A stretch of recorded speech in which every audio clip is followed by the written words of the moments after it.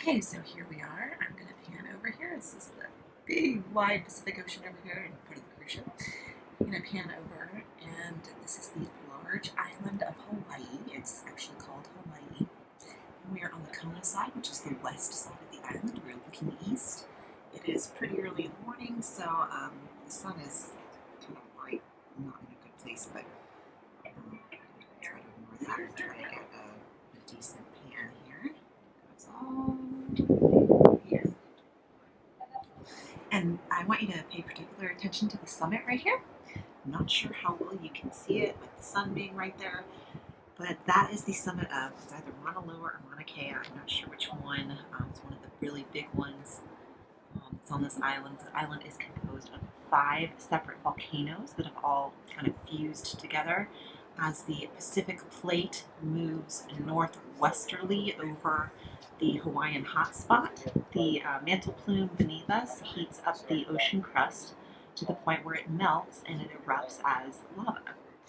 And these 5 volcanoes that make up the Big Island are results of that, as well as the rest of the Hawaiian island chain.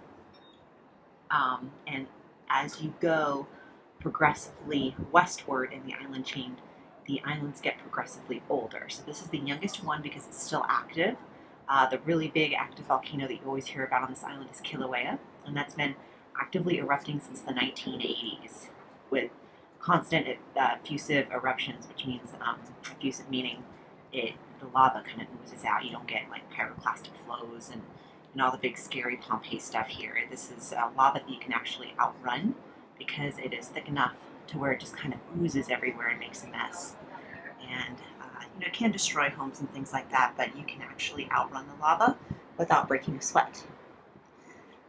And that is how these islands are being formed. Now we are on the western part of Hawaii, so this is actually the less active half of the island. Tomorrow we're going to Hilo, and that's where Volcanoes National Park is located, and Kilauea. You can get really great views of Kilauea there. So I am going to come at you tomorrow with lots of cool volcanic stuff. But right now we are on the more passive western side of the island, and it's really awesome. Also, pay attention to all this like cloudy stuff that you see on the island. That's not fog. That's something called VOG, V-O-G. And it's the same thing as fog, only it is created by the volcano. That's the volcano burping stuff, basically. It's burping all kinds of exhaust and nasty stuff into the air, as my allergies can attest to, because I've been sneezing and hacking all morning. It's been totally worth it. It's awesome. There was actually a lot of fog blowing over onto Oahu to the west, to the northwest, a couple days ago. So at least I have some practice with it. There's my tender. Is that one of the boats? Actually, wait, no. No, that's not. No, sorry. That's not a tender. I don't know what that is. National Guard, maybe? Okay, here's some stuff. I'm so excited. I'm going to show you all kinds of stuff. Enjoy. Okay, guys. I'm at Pua'ahuna o Hananau, which is the place of refuge. This is on the Big Island. Lots of cool history, but I'm not going to go into that right now because I'm just focusing on the geology. I wanted to show you guys this. This is a wall that runs along with some local rock in it. And I want you to pay special attention here. You see how this rock is like really ropey looking? And it has these cool grooves. This is pahoehoe lava. So if you remember the 2 different types of lavas that I talked about in class, there's pahoehoe and a'a. And a'a is really porous and sharp, and I'm going to get some video of that later. But this is the other kind. This is pahoehoe. So it oozes out, and it's very low viscosity, meaning it's not very sticky. It just kind of oozes almost like a liquid, and it creates this ropey texture because it comes out in these billows, and then more lava comes up underneath it as this stuff is cooling on top. And it pushes it up into these cool ropey textures. This is pretty straight here because it's just probably a small segment of one of the big ropey structures. I'll probably get better footage of that later, but that shows you some of the textures that you can get with the different kinds of water flows here. Or however long you want. Alright, so this little treasure I found would be a good example of volcanic scoria. So if you look at the back of it, especially, you can see all those little vesicles. Vesicles simply meaning holes. And that's where all the gases escaped the magma. So when the magma came out, it had a bunch of dissolved gases in it that as the lava cooled and started to solidify, all the gases escaped. And it shot out and created all those little vesicles. And you see here, this is what I really like about this rock. You can actually see the Pahoehoe formation in there, that ropey formation. And the other type of rock that you see a lot of vesicles in is a volcanic scoria. And I'm sorry, this is volcanic scoria. The other type you see is volcanic pumice. And the difference between scoria and pumice would be kind of like if you took a can of Coke and you poured it into a glass. You would have all the brown liquid Coke at the bottom and then all that foam at the top. And if you were to take that and just flash freeze it, or just somehow get it to solidify, then the top there would be pumice, and the foam part would be pumice, and the bottom part here would be the scoria. I don't think I'm going to find any pumice around here because pumice is very lightweight and gets washed away really easily. Plus, it erodes really quickly, and this is an older part of the island here, so not going to find any pumice, but this is a really cool example of scoria. All those holes are because the earth farted. And that's my husband. Okay guys, how cool is this? I'm still at Hua'ahuna'ahanana, and this is a tree mold. So you can actually see the texture of the bark along in here. So there was a palm tree here, and it got overrun by a lava flow, by a basaltic lava flow here. And it got knocked down, and the tree has long since been rotted away, but the mold of it is still here. Awesome. Hey everyone, I am in Hilo right now, which is on the eastern side of the Big Island. And this is the lovely cruise port. Lots of industry, but I'm going to pan around and show you something awesome.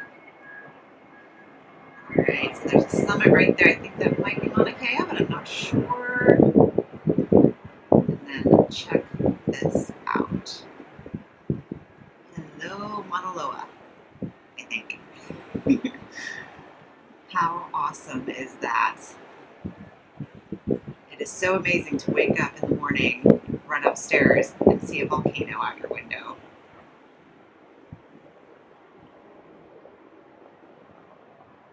All fresh island here. Well, relatively fresh. Hopefully, I'm hoping to see some really, really fresh, brand new baby island tonight as we pull out, because supposedly tonight as we pull out, we'll be able to see some actual lava flows, as in like actual lava flowing into the ocean. We won't be able to get very close to it, obviously, because it's lava flowing into the ocean, but we will hopefully at least be able to see some awesome steam plumes. I actually got up this morning about 5 o'clock and ran up on deck thinking, oh, are there steam plumes? I'm not going to miss them. Unfortunately, there were not, so I'm going to try again tonight. But again, I'm on Hilo, the eastern side of the Big Island. This is the youngest part of the volcanic island chain, and today I am going to Hawaii Volcanoes National Park. And I am so excited. I've been there once before, but I didn't know anything about geology when I went last time. So I'm excited to go this time and know a little bit more about what I'm looking at. So I'm going down the trail to the Thurston Lava Tube. Isn't this gorgeous? I feel like a dinosaur is going to pop out at me at any moment. Rainforests are typical, or we'll say very lush forests are typical on the flanks of volcanoes, especially basaltic volcanoes like this one, because the basalt contains a lot of minerals that are naturally healthy for tree growth and such. As you can see, there's a lot of tree growth, and hopefully no velociraptors. And here I am at the Thurston Lava Tube.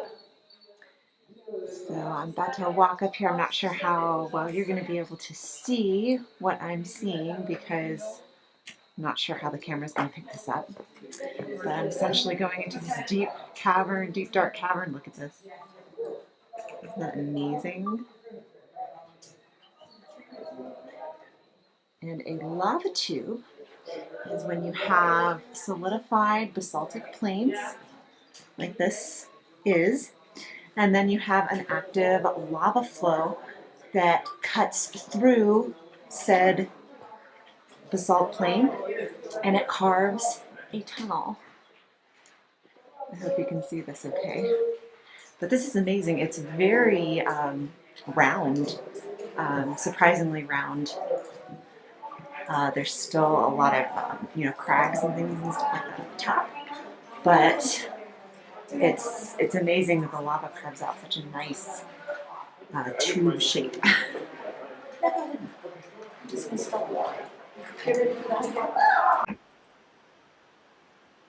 know where this is, but it's awesome. Might be Mordor. I don't expect to see hobbits stumbling up the mountainside here in the city. This is what I call a lava flow. This is awesome. Boy, boy. Walk over here. Okay. Alright, I can see if I can. Just a smidgen. Okay, so here's some hoi hoi. See the ropey texture. And just to clarify, guys, because I know I'm using a lot of terms here, and I seem to always be referring to the same rock. Hoi hoi and refers to the shape of the formation. And generally people just kind of use those because that's what the ancient Mayans used, and it's it just tells you a lot about the rock. If it's a hoi hoi flow or an flow, it's going to tell you a lot about the rock. You can assume from that point that it's basalt. You can figure out what minerals are in basalt by simply looking it up. And once you know the minerals, you know the chemical makeup. So when I talk about basalt, I'm talking about the actual rock, just kind of like granite and gabbro and all those things. Those are all individual rocks. Basalt is a type of rock. And hoi hoi are formations that rock takes on. And then there's also details, things like vesicles and things that I talk about, and that just talks about, vesicles in particular talks about holes in the rocks. But there's also other things like garnets and things that are deposits within the rock.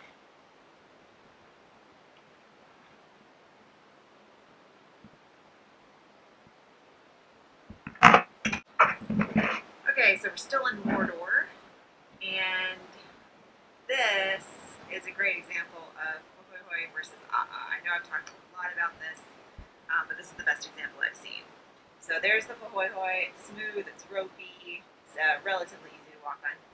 And then this is and it forms in similar ways in that it, the lava oozes out, but with the lava, the fresh stuff comes underneath the cooled formation so quickly that it breaks it up and it basically bulldozes all of that otherwise hoi hoi lava into this jagged, horrible, hellish looking landscape. You can actually see there's like a little chunk of hoi hoi that got churned up.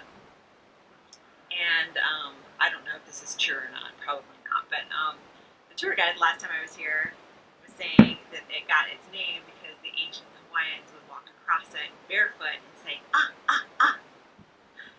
I kind of doubt that's true, but it is an easy way to remember hoi hoi versus Look at all of the creative ways you could die right here. There's huge waves surge over sea cliffs, unstable cliffs collapse, strong winds occur without warning. Look at all the little stick people falling to their doom. But it's okay, because if you do, someone can throw you a life ring. That'll certainly save you. It is interesting to note that we are also in a tsunami evacuation zone, which means that there is a sudden, really massive earthquake with a lot of seafloor uplift close by, then we're pretty much hosed. Fortunately, the Pacific Tsunami Warning Center is on this island, so usually when there's a really big one like that, it usually doesn't occur next to the island because you don't have a plate boundary anywhere near here. It usually happens along the Pacific Rim, and Hawaii is pretty far out in the Pacific, so you usually get about 10 hours-ish worth of warning before the tsunami hits. So that's promising anyway. Because if we needed to evacuate, we would need to run up to that mountain. So here's to not dying.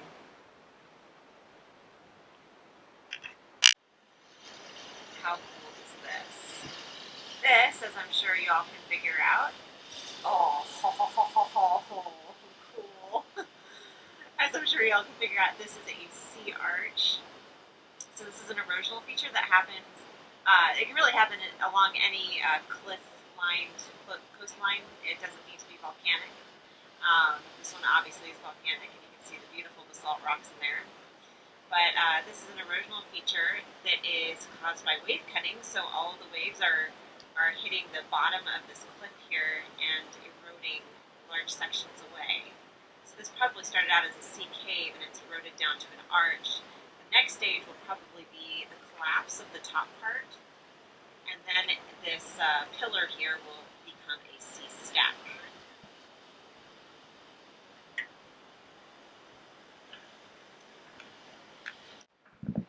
Okay, I'm still in the same spot. You can see all the different creative ways you could die along here, or falling off the cliff. If you look way beyond there, like where those palm trees are, right above it, there's that particularly whitish looking cloud, and that's actually not a cloud. That is a steam from lava going into the sea.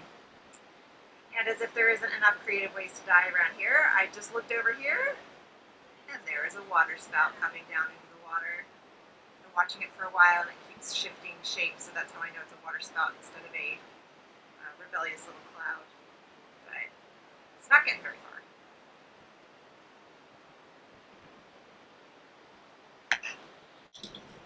So we're coming back up from the sea arches, and this is the ridge that we're about to go up.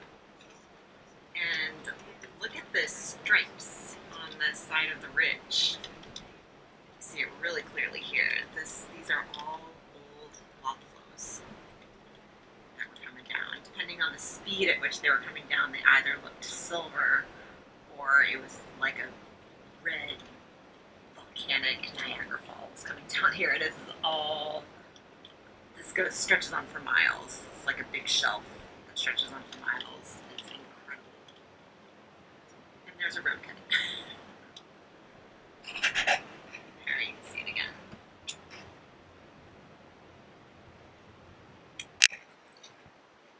But this really needs an introduction. This is so stinking cool. This is it's called the main crater, the active crater of Kilauea right now. As you can see, it's active. There is a lava lake down there, and you can see the actual lava. You couldn't see the lava last time I was here. So this is really, really incredible.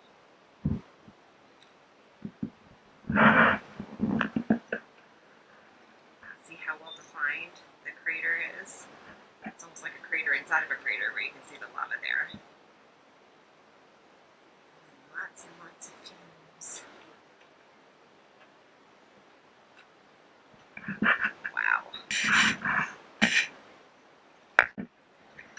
So I looked over here and you can see this big flat plain that eventually leads over to the crater here is actually a caldera.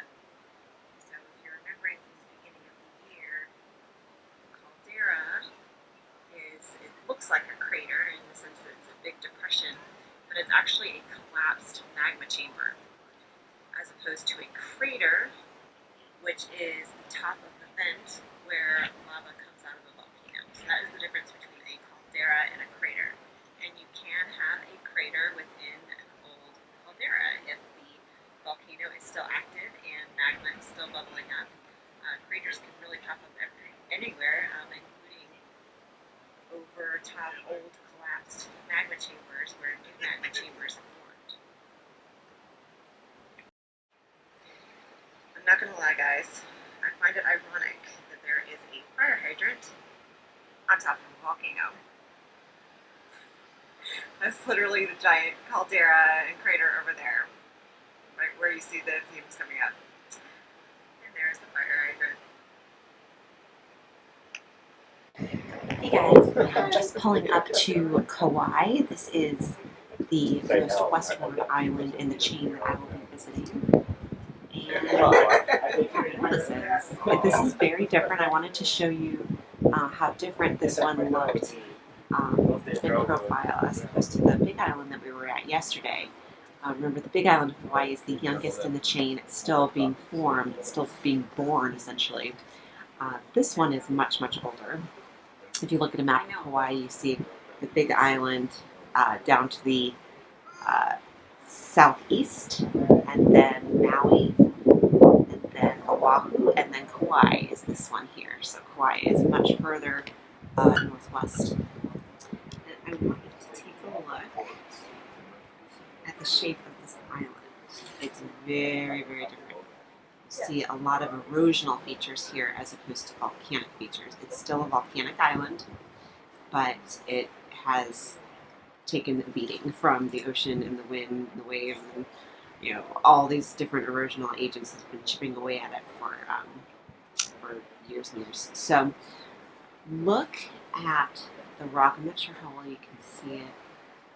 Try to look at the exposed rock as much as you can, and I want you guys to take a guess as to what kind of rock you think this island is made out of. When I first saw the island, the picture of Waimea Canyon, which I will be visiting later today, the first thing I thought was sedimentary rock, because you could see different layers, and the rock was actually reddish. You could see some red rock exposed here too. And red rock isn't typically what I think of when I think of volcanic rock. Basalt is black, usually that's freshly erupted. And this was very red, and it had distinct layers to it. And how weird! I wonder why this is, a sedimentary island. Maybe it has a sedimentary cap over it. That's what happened to Bermuda. Bermuda was born on the divergent boundary in the Atlantic Ocean, and then it traveled westward. And as it traveled, it was submerged during a period of high sea level. It had a limestone cap deposited on it, and then when sea level dropped, it was exposed. And I was thinking, well, maybe the same thing happened here. It has a limestone cap on it. It doesn't. This is basaltic rock, and it turns out that basalt oxidizes, just like a metal rusting. This island is essentially all rusty, kind of like Mars is the red planet. Mars is oxidized, so it's very rusty. So this is actually basalt, which is very, very old basalt. And you get all these cool features, like this little peak right there to the right, and all these crags and stuff. And that's all from erosion, not from mountain building or island building in this case.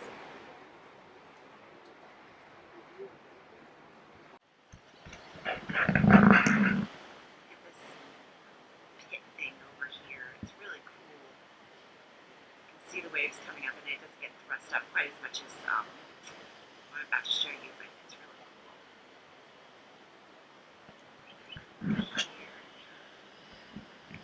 How cool is this? This is a lava tube that has been flooded with seawater. And if you watch, the waves are going to come up and they're going to hit the kind of, wow, that's a big one, kind of the rock on the cliff side here. And what's going to happen is the waves push water up through the lava tube, and it gets thrust out like a geyser. Now, remember guys, this is not a true geyser. A true geyser is from geothermal processes, like in Yellowstone. You got Old Faithful.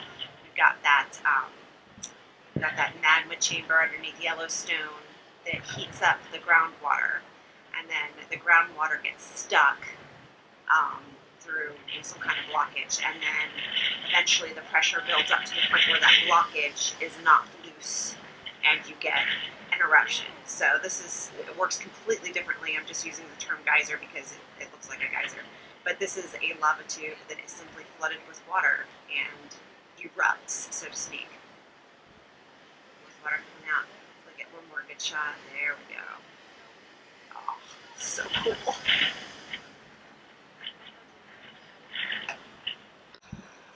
Hey guys, this is a gorge. This was actually used to film Jurassic Park. When they were flying scientists in. This is the first Jurassic Park movie, by the way, since there are so many now. This is the first one, and they're flying them in. They're about to land in front of the waterfall. This is the canyon that they filmed that in.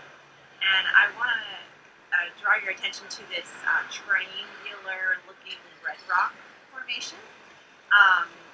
That is a truncated spur. Now, I believe it's still called a truncated spur when it's this kind of rock. Usually the term truncated spur is used to describe an aerates, which is that ridge that comes down from a glacial mountain, and it's triangular in shape, and then it gets truncated, it gets cut off at the bottom by another glacier that's coming along. That's usually where you hear the term truncated spur. And I believe in this instance too, it would also be referred to as a truncated spur, so that's why I'm calling it that. But this is obviously volcanic in origin, so this is, I think I see some columnar structure in there a little bit.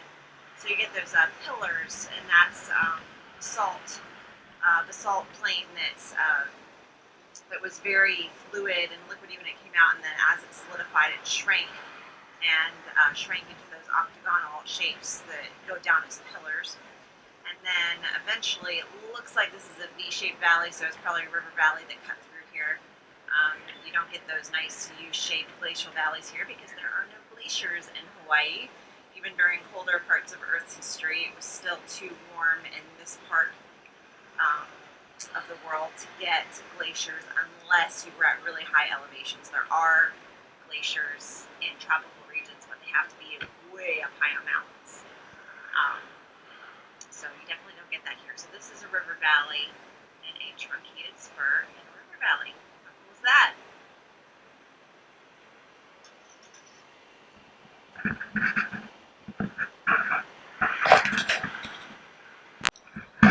Alright guys, I am here at Mania Canyon in Kauai. Nice wide shot here. I don't know if these people are supposed to be down there. Well, actually there's a little trail, maybe they are allowed to be down there. There are a lot of places saying, please don't go off the trail. But anyway, this is Mania Canyon. How gorgeous is this? This is called the Grand Canyon of the Pacific. The Grand Canyon is, of course, much larger than this, but this is about as big as you're going to get in the Pacific unless you count underwater canyons. Do you guys are you staring at that waterfall in the distance? I don't know what it is about waterfalls. They're so gorgeous. It's just water succumbing to gravity, but they're so cool. I could sit here and watch that waterfall all day. But here you can easily see, look at all those layers of rock there. It's easy to understand why most people think that this island is made of sedimentary rock, because this looks a lot like sedimentary rock. But this is volcanic rock, just like any other part of the Hawaiian Islands. The reason you get those nice layers there, where it looks like sedimentary rock, is because there are different lava flows that erupt. And each lava flow gathers on top of the last one. So the youngest flows are at the top, and the oldest flows are at the bottom, just like in sedimentary rock. And then you have all that beautiful color because of the oxidation of the iron in the basalt. Isn't that beautiful? You get to see, this is kind of one of the more boring parts of geology, but you'll see how it kind of goes down in steps, where you'll have a sharp scarp is what they're called, when it's just like that flip face kind of vertically, and then you'll have a little wedge of sediment that gathers before you get the next scarp. And that has to do with erosion. Erosion will eat away at the basalt, or any kind of rock, it doesn't matter what kind of rock it is. And it will fall off the scarp until it settles at the angle of repose, which means that gravity is no longer strong enough to pull it down against the horizontality of the sediment below it. So it's really just common sense, but of course, you know, geologists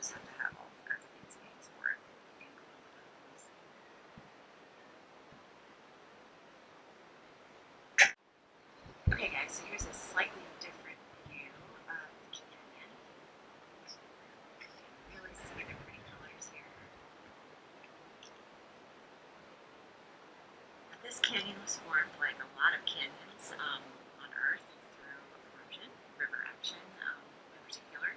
So there was a river that flowed through here. It's pretty much all dammed up now because of things like hydroelectric plants being put in and things like that. But a lot of this was carved by the river. And the other major factor that carved this place were earthquakes. Several major earthquakes that were volcanically produced because we're on a volcanic chain of islands. So they're not produced by things like a plate boundary, like where you typically think of earthquakes happening. And those earthquakes loosened the sediment, made it not the sediment, but the lava flows, and made them kind of just fall inward and just loosen the land, created massive landslides, basically just massive mass wasting events that carved this place. There's the waterfall again. Love that waterfall. The helicopter just flew through here a few minutes ago, and it was amazing because you really got to see how big it is. It's a itty bitty, tiny, mini little helicopter in the distance, but it's still in front of all these rocks. This red rock formation that's coming down right in front of us, you can really see the erosional effects there. You can see those lines that come down and create like a stripy pattern, and not as much vegetation there to hold the land together. So heavy rains and earthquakes, things like that, can loosen that area pretty quickly. These formations down here.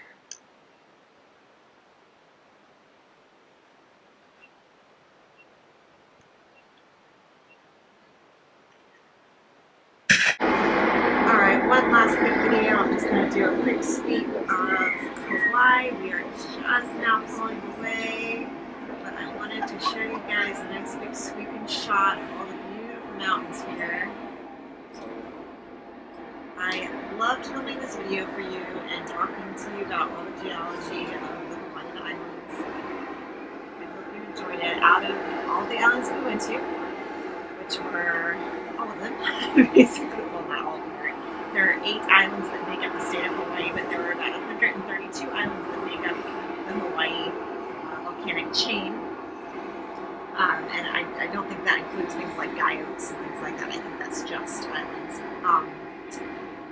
Out of all of them, I really enjoyed Kauai and the Big Island the most because that had the coolest geology. I also went to Oahu and Maui, and everything was amazing, but Kauai and the Big Island are definitely my favorites. If you're thinking about doing Hawaii Volcanoes National Park, highly, highly recommend it. I would also highly recommend that you get a rental car or a private guide and go yourself. If you go on these large tours that are just to, like the Thurston Lava Tube only, or one of the other places, you're really, really missing out on all the amazing things. Keep in mind that Hawaii Volcanoes National Park is a national park. There are many, many things to do and to see, and it would be a shame to come all the way out to the middle of the Pacific Ocean and just see one thing.